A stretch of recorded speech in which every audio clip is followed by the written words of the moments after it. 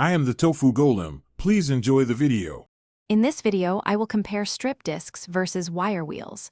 We'll explore their distinct applications, helping you choose the ideal tool for your next project. You'll learn when to reach for a strip disc for gentle surface preparation and when a wire wheel is the better choice for more aggressive tasks. By the end, you'll confidently select the right abrasive for optimal results and efficiency. Strip discs are fantastic for removing paint, rust, and sealants without harming the underlying metal.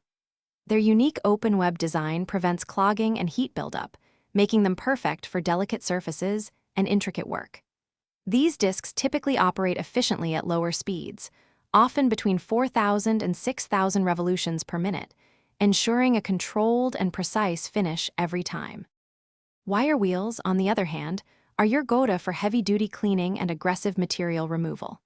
They excel at tasks like preparing surfaces for welding, removing stubborn scale, or tackling thick rust. Available in various wire types, such as carbon steel or stainless steel, they can handle higher speeds, frequently exceeding 10,000 revolutions per minute, for rapid and powerful action. So, when should you use which?